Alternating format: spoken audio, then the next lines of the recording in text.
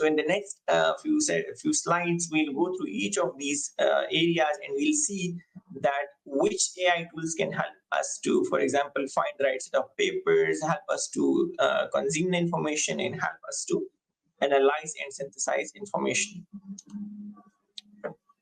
So the first tool that we are going to talk today is SCIspace. Now, this tool, it can help us to identify the papers, and also it can help us to get summarized answers from those papers.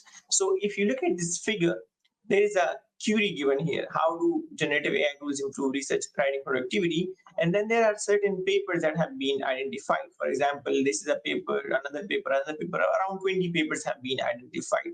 And here are the key insights from those papers. And here are the methods used in those papers, and here are the results.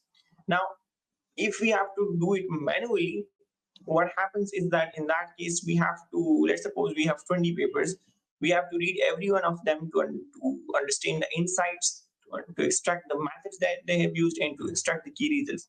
But with a tool like SCIspace, we can identify these papers, and with a single click, we can extract the relevant information, or the information that we need from these papers.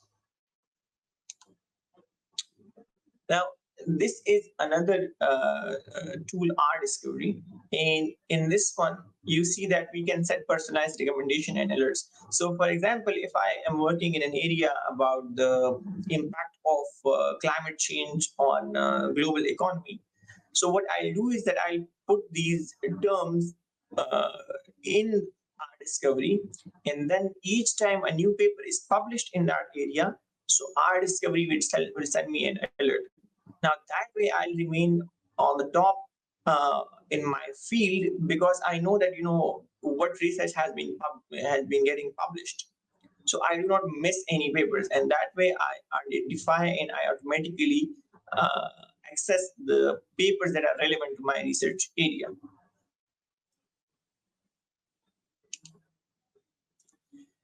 Now, R Discovery, it also has a Chrome plugin, and this plugin is designed to support your research from anywhere, anytime. So you have it, and then through that you can, it can help you in reading papers, it can help you in summarizing papers, and at the same time, as I mentioned previously, that it can help you to get alerts about the papers that are relevant to you.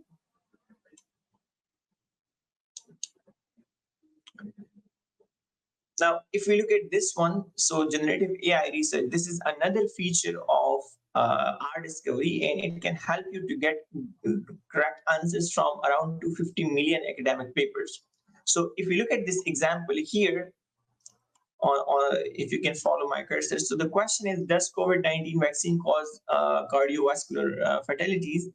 And R Discovery has given an answer, but the important point is that it has baked its answer with evidence. So you see it has given a reference here, a reference here, a reference here.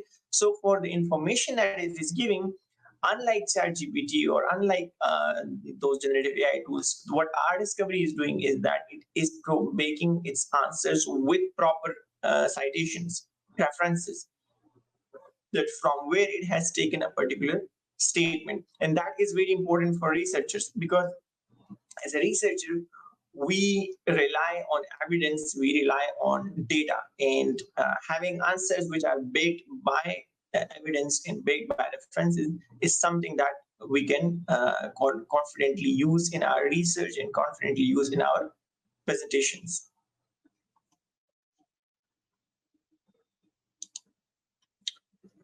Now, this is another tool when it comes to identifying the right set of papers for literature review, and that is Research Rabbit.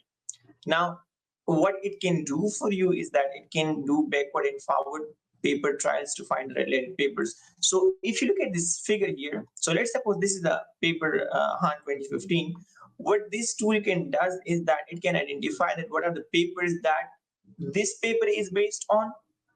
So of course, when we do some research, we are basing it on a certain set of previous research. Okay, so this identifies those papers for you, and at the same time, it identifies the papers that are based on the existing paper. So it looks at the papers, the previous papers, and also the subsequent papers related to that paper. So that way you can visually see that how this paper links with the other papers published before it and the papers published after this particular paper. So this could be very insightful and can help you in identifying, for example, research gaps, in identifying how papers are linked with each other in this particular area. Another feature of R Discovery is listening to full text papers and audio summaries. So this tool, it is very helpful in that regard, that if, like, for example, some people, they don't want to read papers, they prefer to listen to the audio version of paper. So for that purpose, R Discovery is very good. And not just that, sometimes in our commute, like for example, if we are going from office to our home, on the way we can just listen to a paper or to the summary of a paper and try to reflect on it, how it relates to my research. So that is another very interesting and very useful feature of R Discovery. Now, as far as the consumption of information is concerned for literature review, another tool that we are looking into is called Scholarcy. Now, this tool, it can help to extract specific details from the papers, and at the same time, it can summarize articles for you in a very good way. And thirdly, it can do comparative analysis. So it has this feature of flashcards through which you can extract information. Then it can automatically generate a summary of the paper for you. So the summary could be like, whatever you wanted. It offers very customizable summaries. So let's suppose you don't want to read a 40-page paper. In that case, you can say that, okay, I just only want a 2-page summary of the paper. So this tool, it will summarize the paper for you. And then it will also do comparative analysis, that how the papers are related to each other, whether a particular set of papers, they contradict a statement or they support a particular research statement.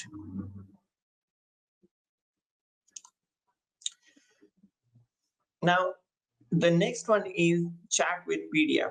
So for instance, if you have a certain question based on a paper and you don't want to read the whole paper for just finding that one niche information, you can use Adobe Acrobat, and with that you can just ask a question, and the information, the answer will be provided to you based on that particular paper. So if you see here, so there is a question written here: what are the key product matrices discussed in this paper?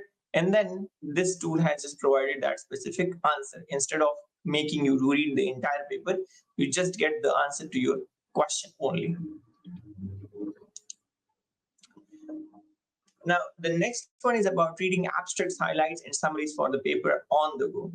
Now, this is again the R Discovery. It provides this feature to you, that you can only, for example, if you want to prefer to read only the abstract or read the highlights and summary, so that can help you with this task. So that way you don't have to go through the entire paper, and it can speed up your process of extracting or relevant information from that paper, or deciding that whether, for example, this paper is relevant for my research or it is not relevant. Now, this is another tool when it comes to the synthesis or analysis of the data for literature review, and it's called Litmaps. Now, Litmaps, what it does is that it can help you to generate a citation map for the papers, and at the same time, if you look at this graph, it's very interesting. So when you draw the papers in this space, it can show you which are the most recent papers in your research area and what are the papers that have been most cited in that particular research area. So that way you see the which are the most recent, and at the same time you see the quality of papers, which are the best quality of papers, because mostly top quality papers are cited more as compared to low quality papers.